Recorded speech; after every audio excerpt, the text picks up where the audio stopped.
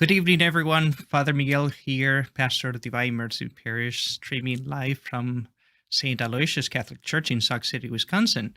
And today I'm here to talk to you about El Camino de Santiago, the Way of St. James. Many of you may have heard about the Way of St. James, about El Camino, but for those of you who have not, I'm here to explain briefly that the Way of St. James, it's a pilgrimage to the tomb of Santiago, of St. James the Greater, one of the 12 apostles. And he is buried in the city of Santiago of Compostela in northwest Spain. It's a very, very old tradition, and it is a tomb. It's a city that has been visited by millions and millions of pilgrims. It started in the Middle Ages. In the Middle Ages, there were 3 tombs that Christians went to visit on a pilgrimage. The first one is the empty tomb of our Lord in Jerusalem. The second one is the tomb of St. Peter in Rome. And the third tomb is the tomb of St. James the Greater, the brother of St. John, the sons of Zebedee. Remember that Peter, James, and John were the 3 beloved disciples or apostles of Jesus Christ. And we know because we read it in Scripture that St. James the Greater was beheaded in Jerusalem. But there is a very old tradition that he went to Spain to preach the message of the gospel, and after he spent there some time preaching the message of the gospel, he went back to Jerusalem, and that's where he was beheaded. But because of the disciples that he left behind in Spain, his disciples took him back to Spain, and there they buried him in the city of Santiago, the city that bears his name, in northwestern Spain. So, since the Middle Ages, Christians from all over the place have gone to the Rome to visit the tomb of St. Peter. They have gone to Jerusalem to visit the holy places where our Lord lived and died. And also they have gone to Spain, to the city of Santiago of St. James, to visit the tomb of this great apostle. And because of the many millions of pilgrims that have gone there since the Middle Ages, this pilgrimage, this journey to Santiago has become always very popular. And usually it starts in the Pyrenees, in the northeastern boundary, natural boundary between Spain and France, and that's where normally the Way of St. James begins. And once the pilgrims cross the Pyrenees, then they cross Spain from east to west to reach their final destination, the city of Santiago de Compostela. As you can see, it's a beautiful city. The cathedral where the apostle is buried is a beautiful medieval cathedral. And those pilgrims who are able to reach their destination are able also to receive a plenary indulgence. Why am I talking about all this? Well, I'm talking about all this because next year is the 75th anniversary of the Diocese of Madison. And because of that, our parish, Divine Mercy Parish, is planning a trip to Santiago, to the tomb of St. James. And we want to do it as a pilgrimage. And to do that, we started talking to Mater Dei Tours, which is a travel agency in Waunakee, Wisconsin. Juan Landa is the owner of Mater Dei Tours, And many of you may know him because he has organized many pilgrimages before to Rome, the Holy Land, France, Lourdes, Fatima, and also Santiago in Spain. So we have already started talking to him and planning this pilgrimage next year.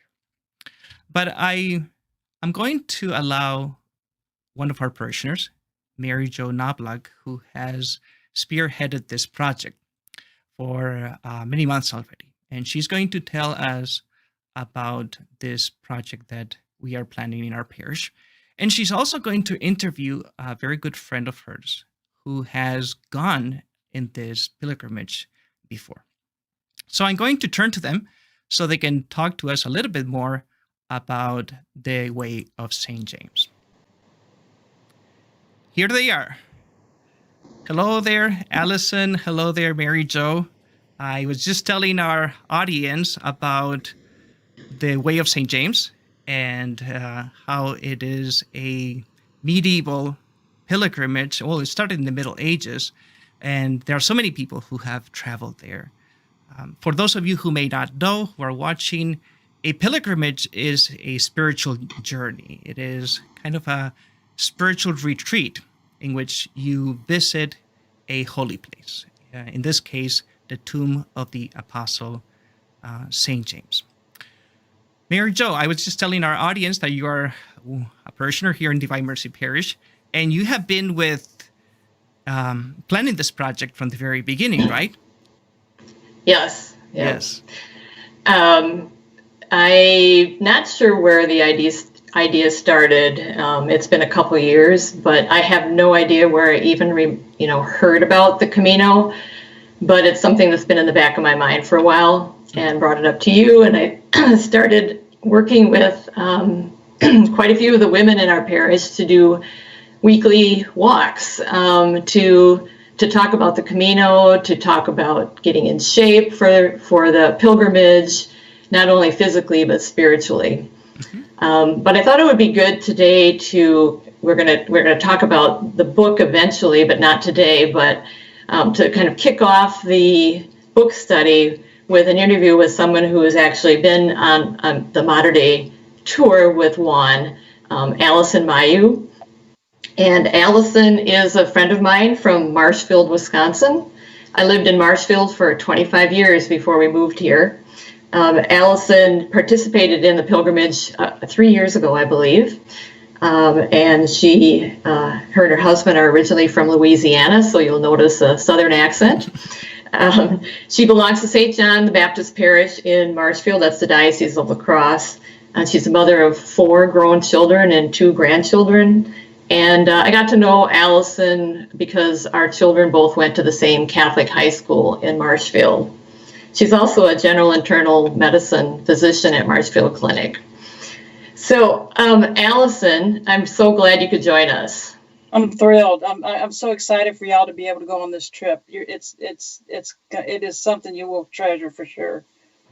Well, I'm gonna, when I started thinking about the Camino, I was sort of at a crossroads in my career and life.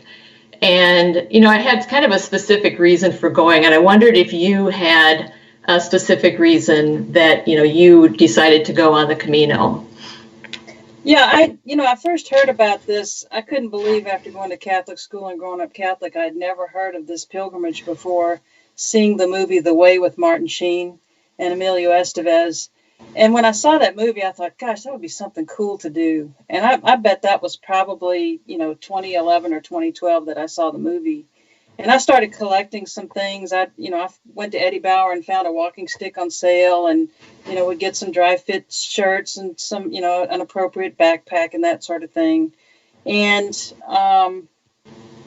about that time, my brother was I had one brother. My brother was getting sick. He was 4 years younger than me, and he developed a disease called multiple system atrophy, which is kind of like Lou Gehrig's on steroids. And he passed away just short of his 51st birthday in the fall of 2015. And I knew then that if I was going to do the Camino, that I wanted to do it with and for my brother Hal. as a spiritual journey with my only brother, and we were very close, and also to raise awareness for MSA. So I've been bugging Juan a little bit about it. Gosh, come on, you've got a little Camino symbol on your crest. You need to do a Camino trip. And finally he says, yeah, we're putting one together, and it was going to be all a go. And so that's when I decided to do this. And we wound up going in the fall of 2017 with Mater Dei Tours. And I chose to do it with Juan because I'd been to Ireland with Juan. And so I knew if I was going to do this pilgrimage, it wasn't going to be just to walk or to say I've accomplished, like doing the Birkebeiner or, running a marathon. This was going to be a spiritual journey. And I knew that if Juan was in charge, that would be taken care of. So that's how I got kind of interested. Okay, great. So thinking back on your days on the Camino Trail, can you, I guess, what are some of the most memorable moments that you can think of right now that maybe physically and spiritually, again, what stands out to you? Well, I'll tell you about the spiritual part because it was really kind of amazing. I decided as far as preparing for this trip, I wanted to prepare spiritually. So I contacted the priest that was going to be the chaplain. It was Father Bloom from St. Pete's Beach, Florida. And I said, Father, you don't know me from Adam, but I'm going to be on this pilgrimage with you, and I just want to prepare spiritually. And I talked to my spiritual director, too, and he says, look, I want you to do two things. He says, I want you to look at your relationship with Mary, and I want you to look at the places where we're going to be staying and going and visiting, and read up on them and the history, their history and their spiritual significance of all these places. And I started doing that, and I talked to my spiritual director, and I said, I'm so worried I'm going to have all these expectations, and it's going to let me down. She says, oh, no. She says, it's not going to let you down, and it's going to exceed your expectations. And she really was right. She was right. I got to tell you that at the time, my relationship with Mary was a little rocky. I just couldn't figure it out. So I started praying about that, and I think that we started, as we stopped at different places, we would start seeing images of Our Lady. And I remember the first Mass that we got to the first Mass we had in Our Lady of La Pilar in Zaragoza, which is where we got our passports. Okay, here's Mary telling St. James to persist.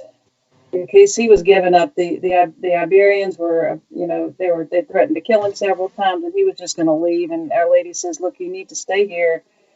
These people will do great things for my son. And Spain's history in the faith is enormous, and I'm sure Father Miguel could tell you volumes about that. So I would walk down the trail, and we'd go through these little villages, and there'd be like this little chapel in the middle of nowhere in this farm country. And I walk in, and the first thing I see is Our Lady of Mount Carmel. And I'd say, Juan, did you see who was in that chapel? He said, oh, yeah, the altar was very beautiful. I said, no, Juan, Our Lady of Mount Carmel was standing right there. Well, I didn't notice her. So I remember going to Mass in Logroño, where Jose Maria Escrivá grew up. And I'm sitting there, and Mass is in Spanish, and my eyes are wandering, and I look up, and I'm sitting right below Our Lady of Mount Carmel. I said, Juan, she's trying to tell me something, And, yeah, I remember stopping. I made it a habit, and this is a good habit to get into, is when you stop to meet the bus or to meet Juan and company to check in to make sure everything's okay. Change your socks at midday. So change your socks in the middle of each day.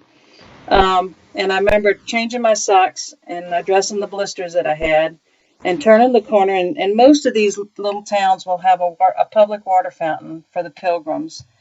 And in the middle of this parking lot of this town, on the water fountain, is Our Lady of Mount Carmel. I'm like, okay, Mother, I get it. I say, Mama, I get it. So, I think that Mary's presence throughout the whole thing was really exceptional. I mean, it was beyond exceptional. And we ended our tour at Fatima because that was the 100th anniversary of Fatima. And of course, Our Lady of Mount Carmel appeared to the shepherd children, to the peregrinos, to the pastorinos as Our Lady of Mount Carmel. And Juan knew this, and he said he wanted to make sure I understood that. And I got to tell you that since that time, we have a Carmelite group at St. John's in Marshfield, and I've entered Carmelite formation. So I think the Camino had a wee bit to do with that, to say so myself. But yeah, I think that Father Bloom's suggestion to investigate my relationship with Mary and the places we were going to visit was spot on. And I would encourage y'all to do that, and do a lot of praying before. I remember sitting in adoration and saying, what did I want out of this? And I wanted to be able to, and in fact, I wrote it down. I wanted to be able to look, to see, and to hear all that God wanted from me and on this pilgrimage. And I think that I wanted, you think about a pilgrimage, and the longer you go, you're thinking, why did I, and I think your 500 Miles with Jesus book is going to tell you, why did I pack all this stuff? I wanted God to be able to tell me, okay, you've got all this baggage you need to get rid of. To be more sensitive to others, to be more patient, because gosh, I'm German. I'm sorry. Things have to go chop chop, and I can tell when there's 45 pilgrims and there's buses and there's baggage and luggage and lost keys, and are we organized, and who's going to escort the baggage? A lot of opportunities for impatience. I said, Lord, I know I'm going to need patience. And so persistence when the blisters and the hills got to be like, when are we going to finish going up this hill? Things like that. All of these things were prayers that I had, and all of these prayers were answered. And then you take that spirituality that you accomplished, or that you accrued during that, or that you were allowed to receive this teaching, this experience, and apply it to your life later. And I can tell you, there truly is a Camino spirituality. So you Allyson, described it. One of the things that you mentioned, just for those who are watching, you talked about how our Blessed Mother appeared to Saint James the Greater in Zaragoza, and that's where one of the major basilicas in Spain was built, the Basilica of Our Lady of the Pillar in Zaragoza in Spain. And according to tradition, St. James went to Spain, like I mentioned before, and he was not being successful in the preaching of the gospel. The Spaniards were very stubborn. I don't know why. in listening to St. James, and St. James was very discouraged, and he was there in the place where the basilica was built, and he was there very discouraged and wondering what he was doing there. And that's when our Blessed Mother appeared to him and said, persevere in preaching the gospel, because these people that you are preaching to one day will carry the faith to all the corners of the world. It is in part thanks to Spain and the Spanish missionaries, that the faith was preached in other parts of the world, in South America, for example. So the intervention of our Blessed Mother in the preaching of the gospel in Spain was crucial, and in securing that faith for many centuries. Now, one of the things that I'm sure people are wondering after they, as you were speaking, is how fit do you need to be to go on this pilgrimage with Mater Dei Tours, with one? Well, I think we averaged, on average, 14 miles a day. There were some days we walked 12. There was one day that we walked 18 or 19, and that was definitely the longest. And I think the last 10 miles felt like they were uphill. That was just a really long day. But the way Juan has it structured. I suspect that maybe out of the 45 pilgrims that were with me on our group, about 28 of us got the Compostela, got the certificate. The rest of them would walk.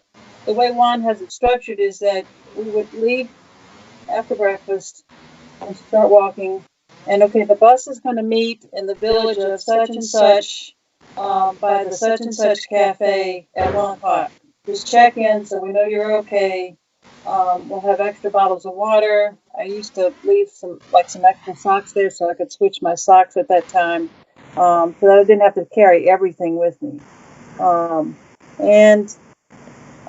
So some of the people would say, well, look, I'm just going to walk the morning half, or I'm just going to walk the afternoon half.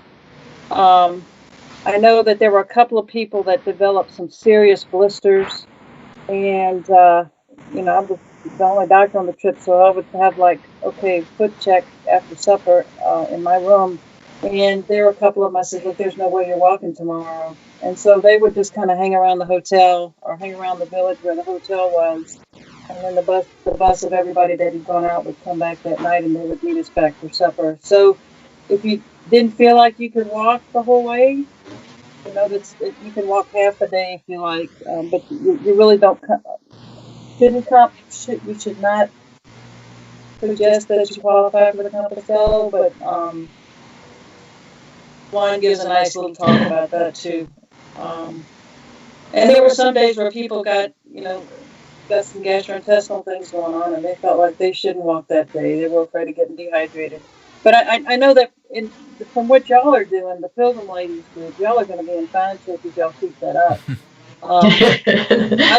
I live north of Marshfield, and it's pretty flat. There's some mild hills around here, and I got to where I was walking. I think the maximum I walked was 9 or 10, and I try to do that 3 or 4 days a week.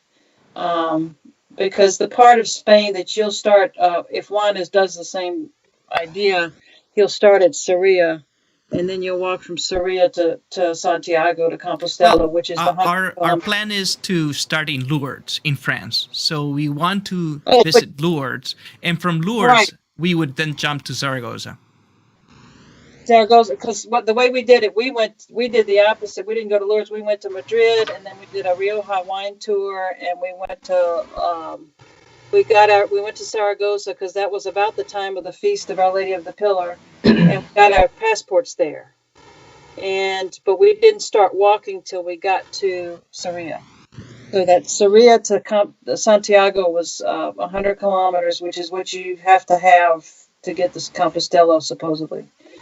But we did a lot of other touring, both pre and then after we were done at Santiago, we went to Fatima for the 100th anniversary. So I think that's important for people to understand that it's not just going to be walking. There's also going to be touring, and especially in the first part of the trip. We're going to be able to see Lourdes and Zaragoza, and the actual walking begins a little bit later.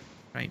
Now, Mary Jo, you've mentioned the Pilgrim Ladies. Can you tell us a little bit about that group, and how are you getting ready for this pilgrimage? Well, I think most of us are still walking, although we can't really walk as a group. But we started in November, and I think November 9th was our first day. We walked every Sunday until we had to quit walking due to COVID. And we were up to, I think on average, maybe 6 or 7 miles. There was one day, I think we put almost 9 in. But I'm still trying to keep that going, even though we're separated. And walking on your own, posting your mileage, posting pictures, anything that kind of keep the group going. And I'm looking forward to the group getting back together again, because we had a lot of fun. And you are doing this weekly, right? Every week on Sunday. Yes. Every week on Sunday. The time changed a little bit, but that's probably when we'll start it up again on a Sunday. Once we get through this. And this is open to anybody who from our parish or from other parishes who would like to join us, and not just not just from our parish. I mean, just from other communities. So you're welcome. There's a Facebook group that is called like that. It's called Pilgrim Ladies, and if you want to join this group, just ask, and and we will accept you in that Facebook group. All right. What else, Mary Jo? Well, I just, wanted to ask Allyson about a couple of things from the book. He talked a lot about suffering, and I know you mentioned being patient. And so a couple of things. Do you kind of look at your life now as before the Camino and after the Camino, and kind of tie that in with any sort of overcoming of suffering that you went through as part of the pilgrimage?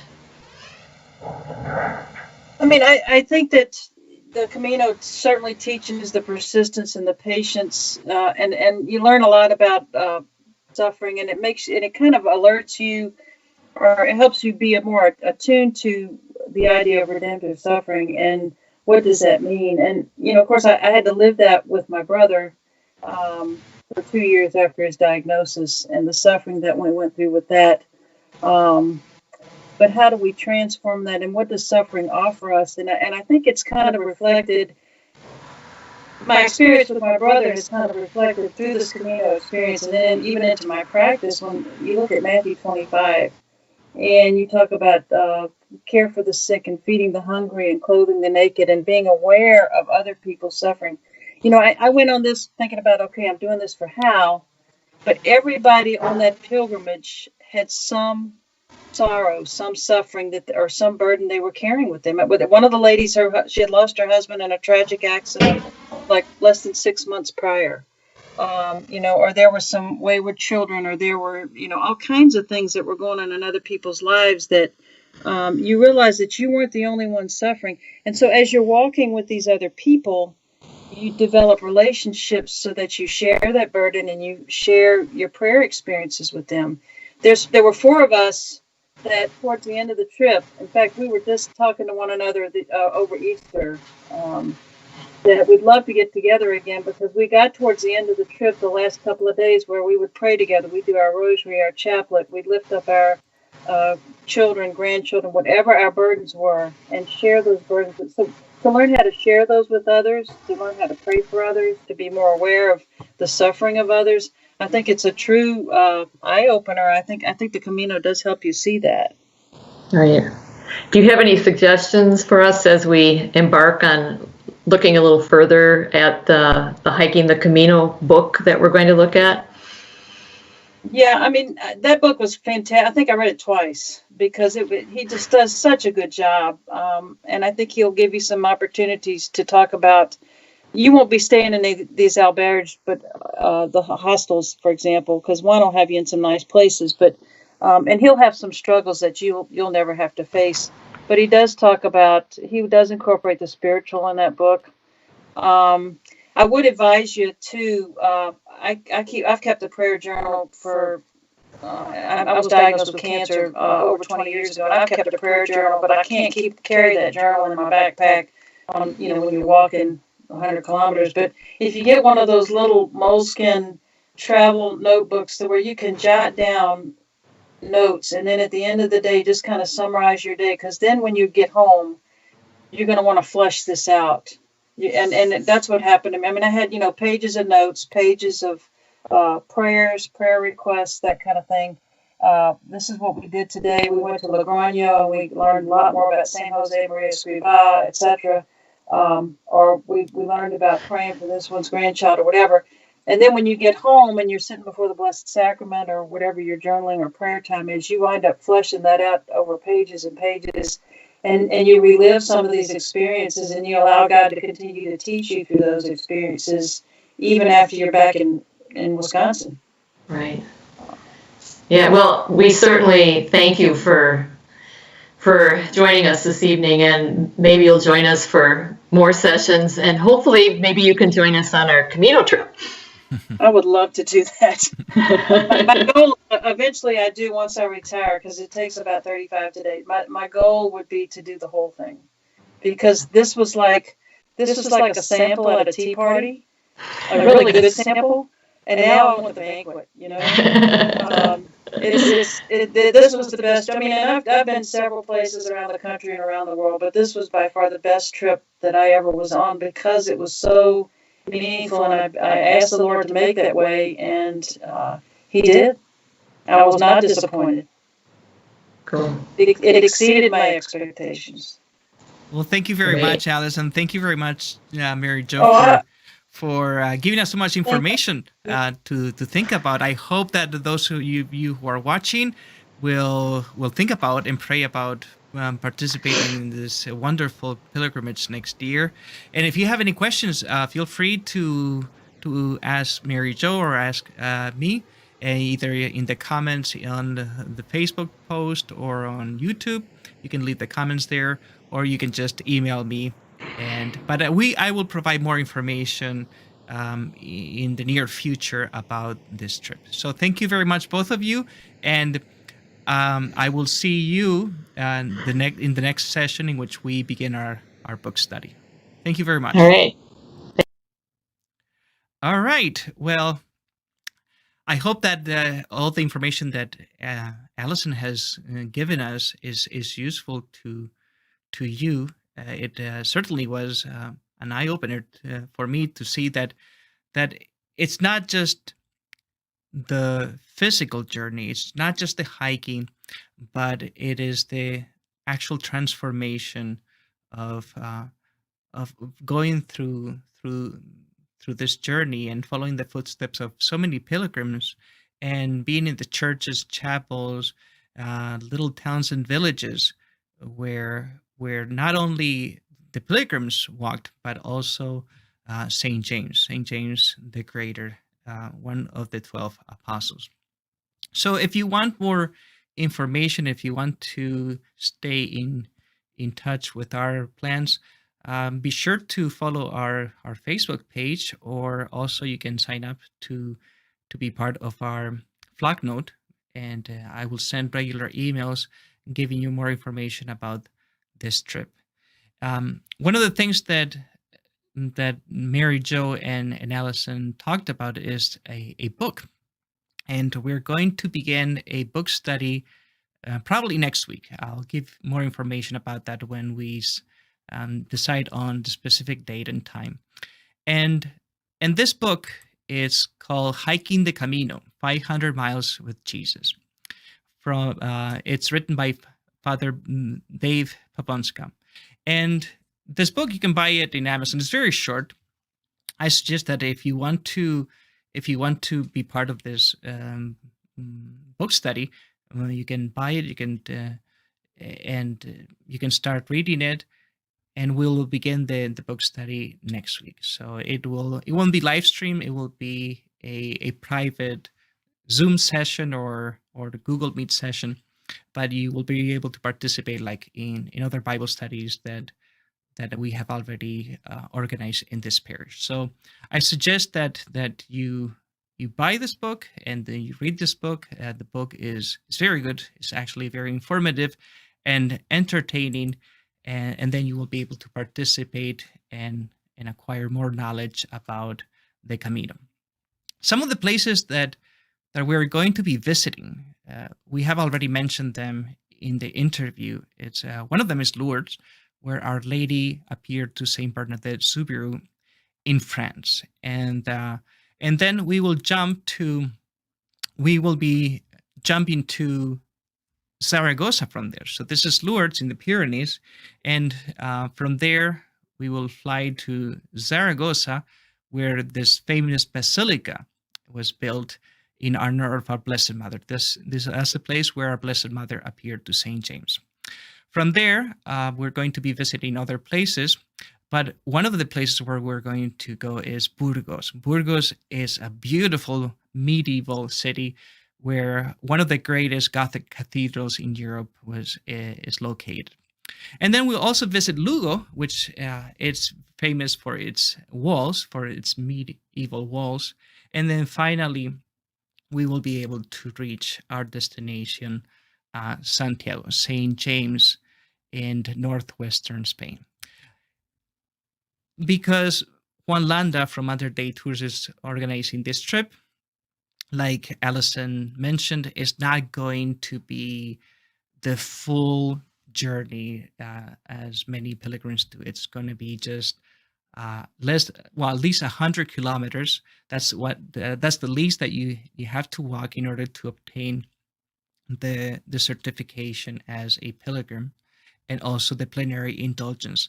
But if you're not able to walk that distance, like Allyson said, you can decide to just walk half a day, or the first half of the day, or the second half of the day.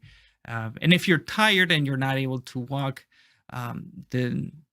what is planned for each day, then you can take the bus in the middle of the day and go back to the hotel. So it's not something that is going to be impossible for those of us who are not fit anymore. So if you're thinking about it, just you can sign up to receive information about it on our Flock Note or on our Facebook page.